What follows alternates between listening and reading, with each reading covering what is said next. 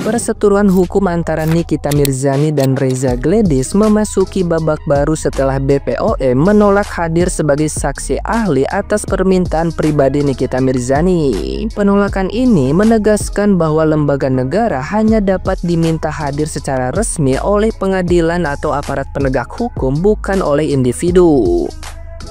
Situasi ini justru memperkuat posisi Reza Gledis yang sebelumnya menjadi pihak terlapor. Sementara Nikita Mirzani berusaha mencari dukungan kelembagaan untuk memperkuat pembelaannya. BPOM menegaskan netralitasnya dan menolak terlibat di luar koridor hukum. Keputusan itu membuat sorotan publik mengarah pada konsistensi Nikita Mirzani yang dinilai berubah-ubah. Pernah mengkritik keras BPOM, namun kini justru berharap kehadiran lembaga tersebut. Di sisi lain, Reza Gledis tampak tenang menghadapi situasi ini. Melalui kuasa hukumnya, ia menilai penolakan BPOM membuktikan bahwa lembaga tersebut paham batas kewenangan dan tidak ingin terseret dalam konflik yang tidak relevan dengan tugasnya. Bahkan pihak Reza Gledis menilai langkah Nikita Mirzani menghadirkan BPOM hanyalah upaya mencari sensasi dan memperpanjang drama hukum. Gugatan Wan Prestasi senilai 114 miliar rupiah yang kembali diajukan Nikita Mirzani pun dianggap sebagai gugatan kosong karena dinilai tidak memiliki dasar hukum yang jelas. Sementara publik menyoroti kontroversi yang semakin rumit, Reza Gledis justru memperlihatkan sikap santai seolah kasus ini tidak mengganggu kehidupannya. Nah, gimana nih menurut netizen yang terhormat? Silahkan berkomentar ya. Hari Kamis sidang Nikmir lagi. Aku dengar bakalan ada saksi ahli dari BPOM. Ya, semoga BPOM hadir dan menempati janjinya buat hadir ke persidangan nanti menjadi saksi ahli dalam persidangan Nikita Mirzani. Klentek BPOM ya, semoga dia menempati janji dia buat hadir di persidangan nanti ya. Semangat!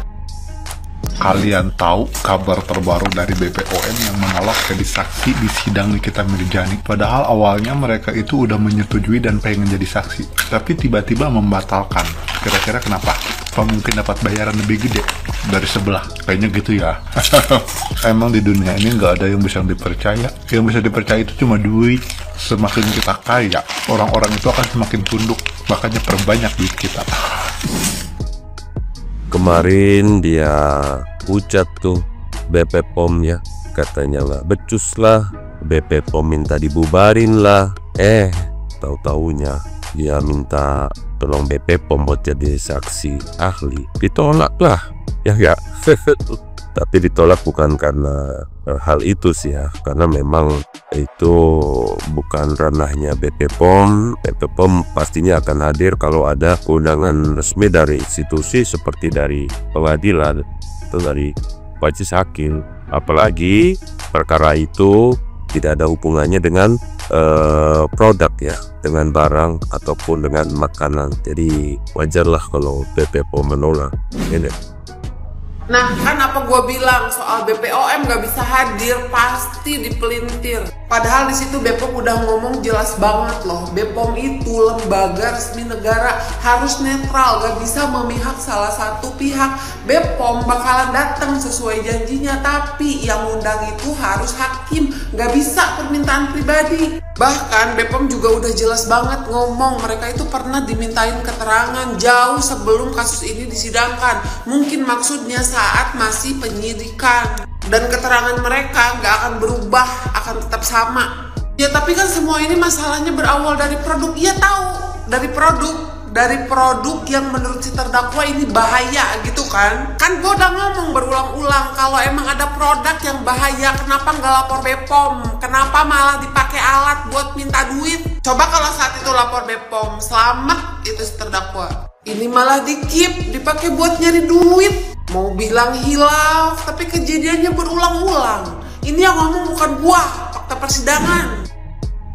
Baru-baru ini tim Nikita Mirzani yang diwakili oleh Ibu Sindu, gue tuh jadi tersindu-sindu nih sekarang, ya kan? Barusan mengeluarkan apa itu press release ya atau conference lah dengan para wartawan, di mana tim Nikita Mirzani ini melakukan permintaan atau pengajuan lagi BPOM sebagai saksi ahli di dalam persidangan Nikita Mirzani.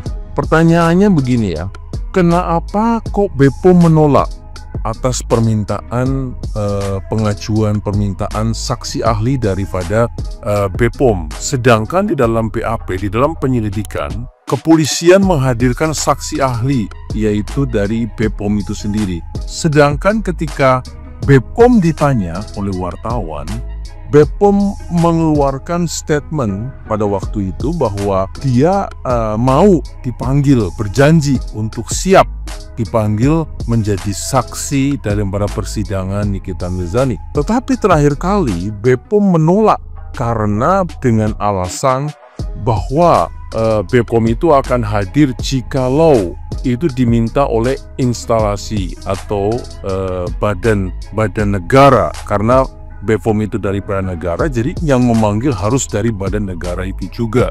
Nah, berarti yang mampu memanggil BPOM itu adalah dari pihak kejaksaan. Pertanyaannya, ketika hakim menolak, ketika kuasa hukum meminta hakim untuk memanggil kejaksaan, memanggil BPOM, tetapi hakim tetap menolak dengan alasan silahkan memanggil sendiri pihak kuasa. Ini ada apa, guys? Gua nggak ngerti, terus terang nggak ngerti gitu loh. Kayak semacam di pingpong gitu ya. Jadi gua nggak bisa menilai atas kasus ini. Kenapa untuk membuka sebuah persidangan supaya terang benderang kok sulit banget di Indonesia gitu loh. Kayak seakan-akan ada ditutup-tutupin gitu loh ya. Kenapa sih, apa susahnya sih? Kejaksaan itu tinggal bikin surat, kirim ke BPOM supaya BPOM mengeluarkan saksi ahli. Itu anyway, saksi ahli ada di BAP gitu kan. Apakah sesulit itu gitu loh mencari keadilan di ruang keadilan di Indonesia gitu? Come on, Pak Hakim, bisa nggak untuk lebih bisa melihat bahwa ini loh, keadilan itu sudah separah ini, dan kita butuh ngelihat kasus Nikita ini seterang-terangnya, sebenderang-benderangnya, supaya kita juga masyarakatnya nonton nggak gemes gitu loh maksudnya ya. Jadi semoga Ibu Sindu dan bersama dengan tim kuasanya akan mampu untuk bisa melobi-lobi BPOM, walaupun kemungkinan itu sangat kecil karena BPOM sudah memberikan statement harus yang memanggil itu dari kejaksaan. Jadi kita lihat apa perkembangan selanjutnya di sidang nanti sebentar lagi hari Kamis ini, minggu ini. Saya berharap bahwa sidang Nikita Mirzani di minggu ini akan menjadikan sidang yang penuh dengan tantangan juga. Oke guys, nanti kita update lagi dan tetap semangat pada hari ini. Jangan lupa tetap berpikir cerdas. Thank you guys. Nikita Mirzani tuntut Reza Gladys dengan denda 114 miliar. Gila gak tuh? Dan Nikita Mirzani kepengen asetnya Reza Gladys yang di Cilandak suruh disita. Tuh kan? Orang kaya sama orang kaya main dihukum. Ya udah, siapa yang benar, siapa yang salah terungkap semua di situ, walaupun kaya ataupun apa. Yang kalah ya kalah, yang menang ya menang. Nikita Mirzani dilawan, semua aja disikat sama dia, apalagi hanya sekedar yang sepantaran sama dia, ya pasti menang lah. Teh Nikita Mirzani gak ada lawan ya teh, sikat terus apapun masalahnya. Salut sih sama teh Nikita Mirzani, orang perempuan cewek sendiri maju terus tanpa lihat pandang bulu, bener nggak bener maju, salah nggak salah maju, yang penting ada hakim. Akhirnya sekarang bebas kan. Semangat teh, luar biasa, maju terus. Ini bisa buat jadi contoh buat semua umat perempuan ini. Walaupun perempuan sendirian, masalahnya apapun hadapin, sikat. Saatnya bebas, bebas. Saatnya nggak salah, nggak salah. Inilah yang terjadi di teh Nikita Mirzani. Salut, salut.